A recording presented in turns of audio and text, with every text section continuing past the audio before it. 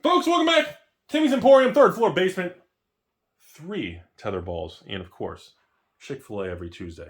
Now, we're talking about Papa Bezos, collector boxes, and I've been bombarded with messages. Rudy, you have lost.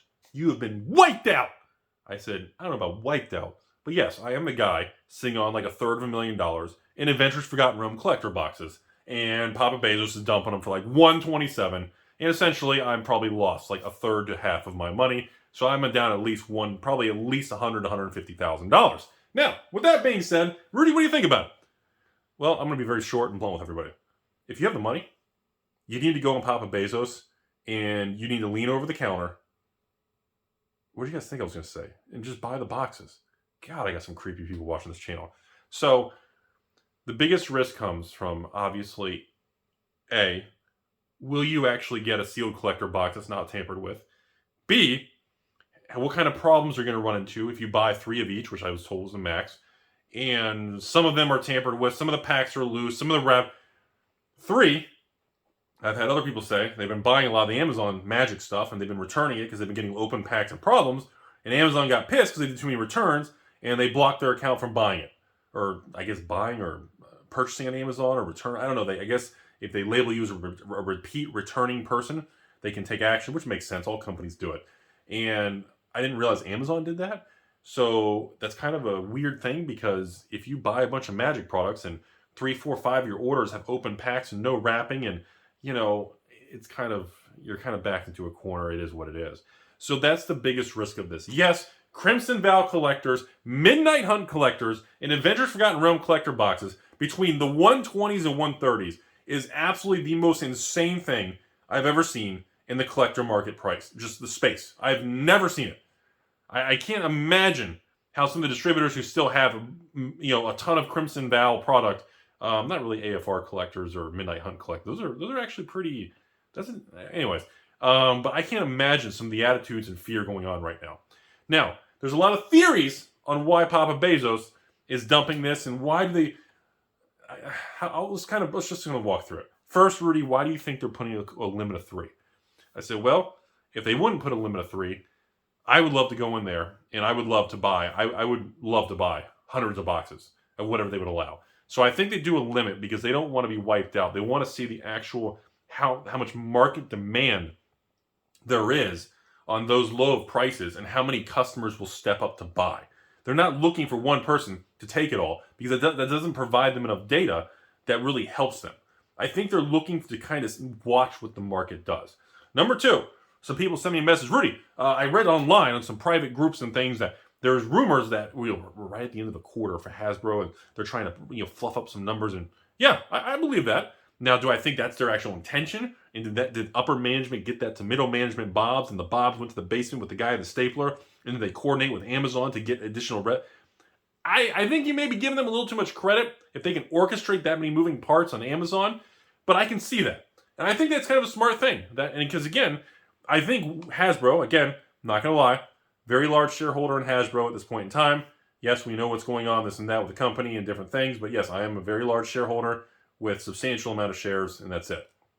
So, do I think that there's something where they could, I think their next quarter earnings are probably pretty strong because on the backs of Kamigawa, Commander Legends last call, they moved a lot of product, plus secret layers and different things.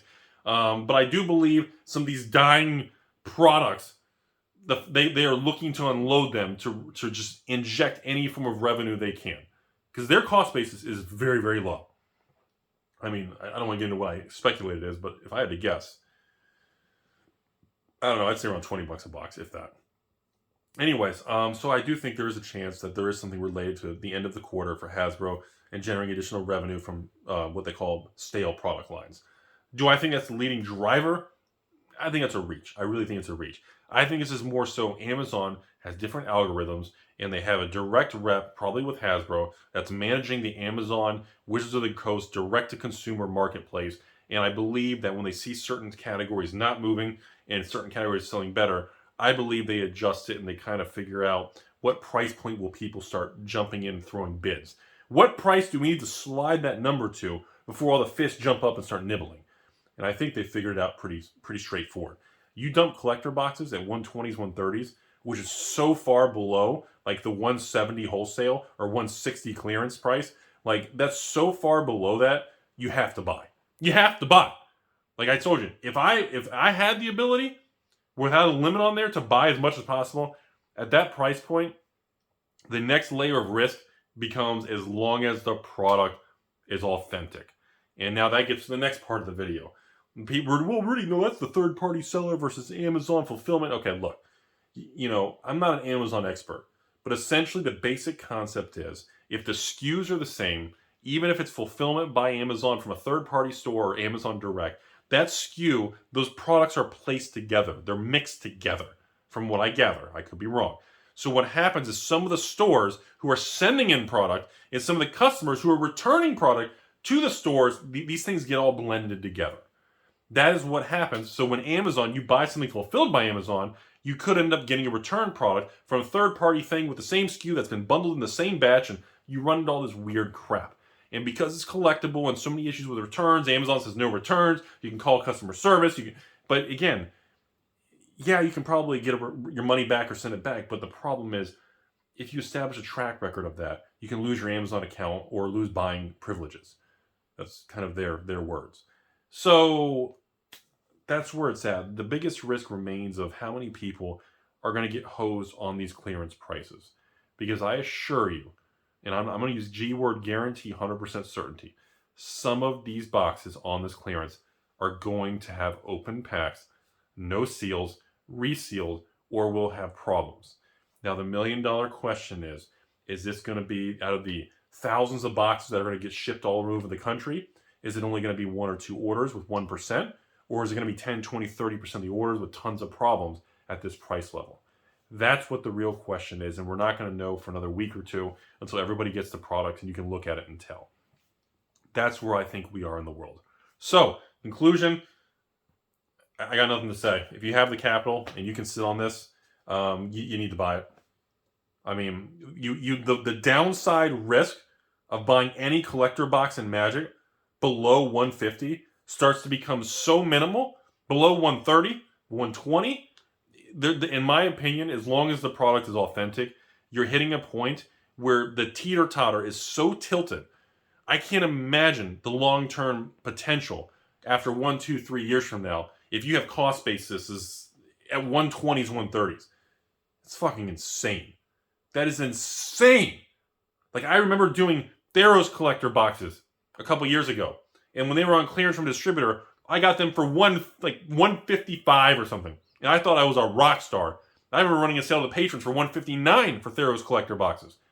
And I was like, I can't comprehend what it would be like if I was able to get 2,000 collector boxes at like $125. I couldn't comprehend that. And then 2-3 years from now, even if they go to $250 and the market's stable because the market dries up in a couple years, the percentage and the potential. And again, what downside risk do you have? If you buy one, even at 130, hell, at 140, even at 140, seriously, in a 3-year time horizon, how much can you honestly lose if you don't get sick or robbed or something bad happens? If you do a normal transaction that goes normally and your cost basis is 140 and the product becomes 3-4 years old, what's your downside potential? Worst case scenario, what do? Sell it for 180 and make like 5% a year, and that's like the doomsday scenario? Like, I just don't like. And I know people are like, oh, it's a bad set, and the EV is low, and it's like my ex. She would, always people are gonna, like, dude, I'm just gonna be blunt. I'm gonna end the video. I got nothing else, but I just want to say, if you don't see the opportunity, and I don't recommend that you always buy on Papa Bezos because of the risk of just getting tampered product, but there are some points in life when the price is so low, the risk becomes almost worth the gambling and the potential side effects.